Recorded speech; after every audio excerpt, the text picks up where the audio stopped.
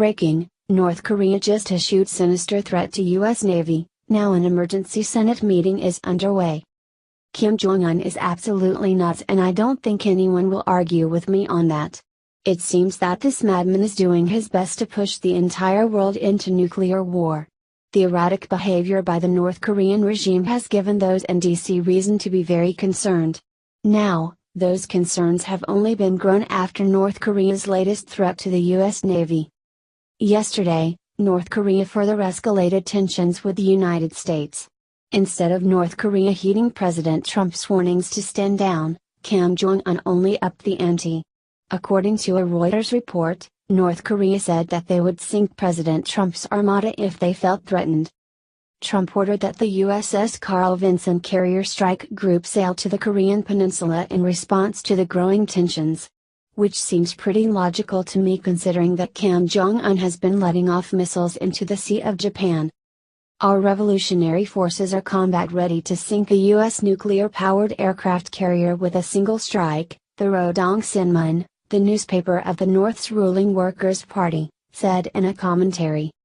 The paper likened the aircraft carrier to a gross animal and said a strike on it would be an actual example to show our military's force. The commentary was carried on page 3 of the newspaper, after a 2-page feature about leader Kim Jong-un inspecting a pig farm. After these threats were discovered, President Trump made an unprecedented move. He called the Senate to the White House to be briefed on the tensions. The briefing is so that all 100 members of the Senate are aware of the North Korean situation. According to Fox News, Secretary of State Rex Tillerson, Secretary of Defense Jim Mattis, Chairman of the Joint Chiefs of Staff General Joseph Dunford and Director of National Intelligence Dan Coats plan to provide the update to lawmakers. It is rare for the entire Senate to be invited to such a briefing. Spicer clarified that while the event will take place on the White House campus, it is technically a Senate briefing and Majority Leader Mitch McConnell, RK, is the one who convened it. The briefing, first reported by Reuters, was confirmed after President Trump earlier spoke to the leaders of both China and Japan. Trump spoke by phone with Chinese President Xi Jinping and Japanese Prime Minister Shinzo Abe. Xi told Trump that China strongly opposed North Korea's nuclear weapons program and hoped all parties will exercise restraint and avoid aggravating the situation, according to Chinese broadcaster CCTV. Trump hopes China could increase pressure on its isolated ally instead of using military options or trying to overthrow Kim Jong-un's regime. Trump and Abe agreed to urge North Korea to refrain from provocative actions. Meanwhile, U.S. commercial satellite images indicated increased activity around North Korea's nuclear test site, while Kim has said that the country's preparation for an ICBM launch is in its final stage. South Korea's defense ministry has said the North appears ready to conduct such strategic provocations at any time. South Korean acting Prime Minister Hwang Kyo-ahn has instructed his military to strengthen its immediate response posture in case North Korea does something significant on the April 25th anniversary of its military. North Korea often marks significant dates by displaying military capability. President Trump spoke with President Xi Jinping and Japanese Prime Minister Shinzo Abe over the phone. China's president is completely against North Korea's weapons and hopes all parties will exercise restraint and avoid aggravating the situation, according to Chinese broadcaster CCTV. Well, no one is wanting to aggravate the situation, but how do you reason with a madman? Kim Jong-un is continually poking the bear and is the only one escalating the tensions. By Kim Jong-un threatening to blow up Trump's armada, what else can we do? This little crap stain is out of control, and it proves that President Trump's strong stance is the right way. These sorts of people only respect strength and resolve. If Trump backs off now, that will give Kim Jong-un more reason to cause problems with the world. I just hope that in this tense game of chicken, North Korea backs down first. What do you think about North Korea's response to Trump? Let us know in the comments below. Breaking, Trump just launched another airstrike, here's the top guy he just blew to smithereens. Muslim terrorists around the globe are finding dealing with the Trump presidency increasingly difficult to handle. After pretty much getting away with whatever the hell they wanted under the presidency of Barack Hussein Obama, these inbred morons are learning lately that there's a new sheriff in town who won't hesitate to send them straight home to Allah where they belong. Shortly after bombing the absolute percent carried and out of ISIS several weeks ago, Trump is at it again. But this time, he's taken out someone extremely important to the Taliban, and their entire force is in mourning as news hit over the weekend. A Taliban shadow governor by the name of Qari Tayyib had been making quite a lot of trouble in the Kunduz province of Afghanistan in recent years, forcing locals there to live underneath his iron fist. The Taliban's top official was responsible for the deaths of many Americans since 2011, where he used his compound to conduct terrorism operations through the large group of insurgents that he commanded. But despite being the Baghdadi jihadist in the area, his power would still not be able to save his life when badass American troops came calling. In a report just released, the Pentagon confirms that President Trump's latest airstrike devastated Taliban forces, taking out their commander Qari Tayyib in the process. The strike was part of ongoing efforts to deny Taliban freedom of movement in the area, the release added.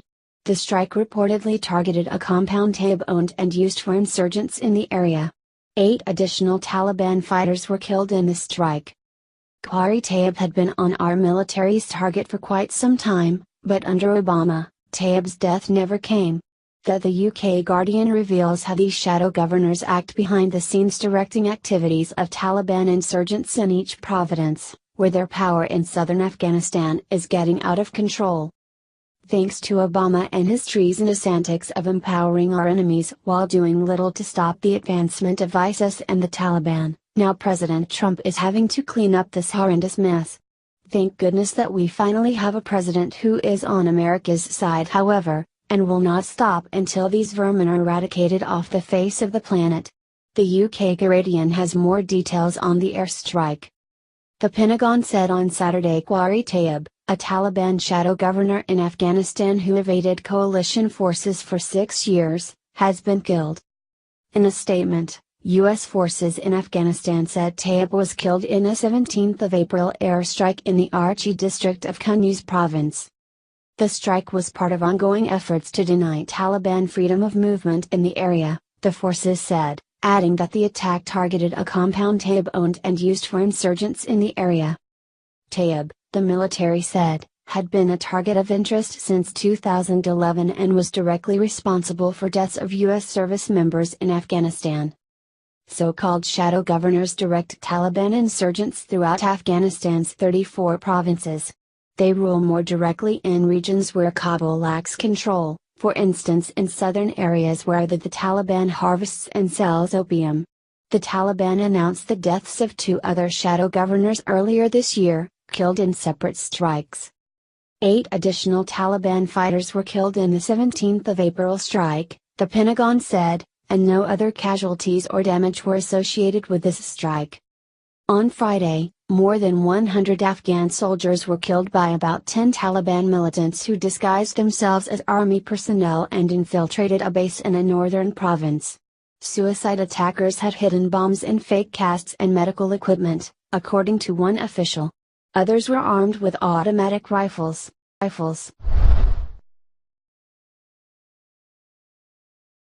China threatens to bomb North Korea if tyrant Kim Jong-un crosses this bottom line. The Chinese military would react with force if Kim Jong-un's nuclear activities adversely affected areas of China bordering the Herman Nation, according to an editorial in a government-owned newspaper. The article in the Communist Party-affiliated Global Times stressed the North's nuclear facilities must not put northeastern regions of China in danger. The editorial said, China has a bottom line that it will protect at all costs, that is, the security and stability of Northeast China. If the bottom line is touched, China will employ all means available including the military means to strike back.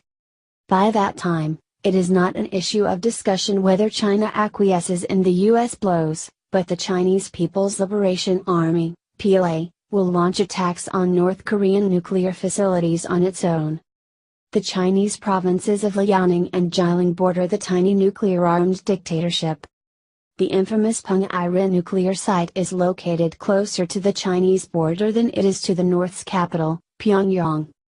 It added, if by any chance nuclear leakage or pollution incidents happen, the damage to northeast China's environment will be catastrophic and irreversible. While the editorial is not representative of the views of the Chinese government, it comes amid heightened tensions and war fears on the Korean Peninsula. A U.S. Navy strike group was deployed towards the Korean Peninsula soon after the U.S. bombing of a Syrian airbase, which the North Korean government branded reckless and outrageous. And now, a fleet of U.S. allied Japanese vessels is reportedly heading towards North Korean waters as part of a military training exercise. Experts earlier today warned North Korea could unleash a nuclear attack on Hawaii that compares to the power of bombs dropped on Hiroshima and Nagasaki during the Second World War. U.S. Pacific Command are worried the island of Oahu is a strategic and symbolic target